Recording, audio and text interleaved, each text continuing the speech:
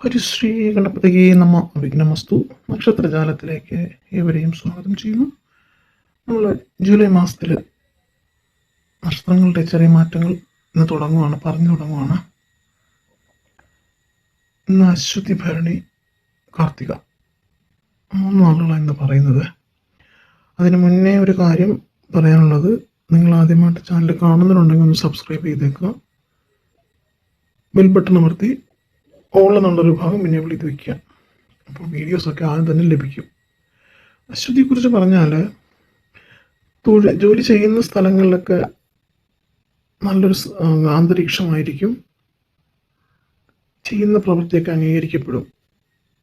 അതിലൊക്കെ ഉപരി സ്വയം സംതൃപ്തി ഉണ്ടാകും. ഉദ്യോഗം തേടിക്കൊണ്ടിരിക്കുന്ന ആൾക്കാർക്ക് പുതിയ പുതിയ അവസരങ്ങളൊക്കെ സംജാതമാകുന്നതാണ്. ജൂലൈ 15 ശേഷം തൊഴിൽപരമായ യാത്രകളൊക്കെ വേണ്ടിവരും. ഗൃഹത്തിൽ വയോജനങ്ങൾക്ക് ചെറിയ ക്ലേശങ്ങളൊക്കെ ഉണ്ടാകാൻ സാധ്യതയുണ്ട്. പ്രായഭേദമന്യേ പഠിച്ചുകൊണ്ടിരിക്കുന്നവർക്ക് നല്ലൊരു സമയമാണിപ്പോൾ. ശുക്രൻ്റെ അനുകൂല സഞ്ചാരം സൗഹൃദങ്ങളുടെ പുഷ്ടിക്കും പ്രണയമൊക്കെ നല്ല രീതിയിൽ മുന്നോട്ട് പോകാനുമൊക്കെ കാരണമാകും. 7 ശനിക്കാലമാണ്, അത് മറക്കണ്ട. അത് ഓർമ്മിപ്പിക്കുന്ന അനിഷ്ടകാര്യങ്ങൾ ഇടയ്ക്കിടയ്ക്ക് തലപൊക്കാം. അത് ആ ഒരു പ്രശ്നമാണ് ഇപ്പോൾ കാണുന്നത്. അല്ലാതെ നോക്കുമ്പോൾ വലിയ പ്രശ്നമില്ല. ഭരണിയെക്കുറിച്ച് പറയുവാണെങ്കിൽ,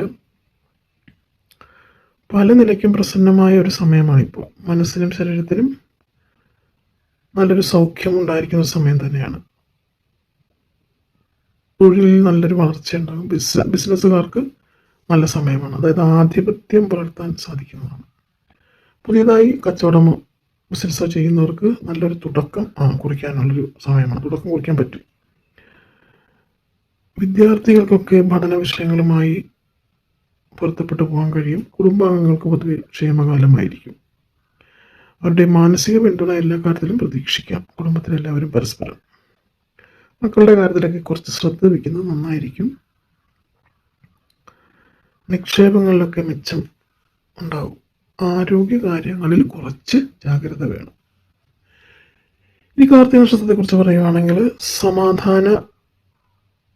സമാധാന അന്തരീക്ഷം നിങ്ങൾക്ക് കിട്ടും. അതായത് കർമ്മപരമായ വിഷയങ്ങളൊക്കെ തരണം ചെയ്യാൻ സാധിക്കും. അസുഖങ്ങളൊക്കെ ഉണ്ടായിരുന്നെങ്കിൽ അതിൻ്റെ ഫലപ്രദമായ ചികിത്സയൊക്കെ ചെയ്യാനായിട്ട് സാധിക്കും.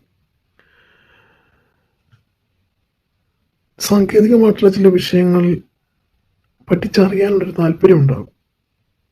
അന്യനാട്ടിൽ തുടർന്ന് വിദ്യാഭ്യാസം ചെയ്യുന്നതിനുള്ളൊരു അവസരം കൈവരും. ജോലി മാറാനൊക്കെ ശ്രമിച്ചുകൊണ്ടിരിക്കുന്നവർക്ക് അതിനൊക്കെ നല്ലൊരു സമയമാണിത്. ഭവന നിർമ്മാണത്തിന് ഇടയ്ക്കിടയ്ക്ക് തടസ്സങ്ങൾ വരാനായിട്ടുള്ള സാധ്യതയുണ്ട്. ധനക്ലേശം വരില്ലെങ്കിലും ചെലവുകൾ ക്രമാതീതമായി കൂടാൻ സാധ്യതയുണ്ട്. അപ്പം അതൊന്ന് ശ്രദ്ധിച്ച് ചിലവാക്കുക. ഓക്കെ. പുതിയ വാഹനം വാങ്ങുന്നതിന് ഒരു തൽക്കാലം നല്ലൊരു സമയമല്ല. അപ്പം അതുകൊണ്ട് ആ ഒരു ശ്രമം അങ്ങ് ഉപേക്ഷിച്ചേക്കുക. പുതിയ വാഹനം വാങ്ങാനൊരു ശ്രമം ഉണ്ടെങ്കിൽ അത് ഉപേക്ഷിച്ചേക്കുക. അത്രയ്ക്ക് നല്ലൊരു സമയമല്ല.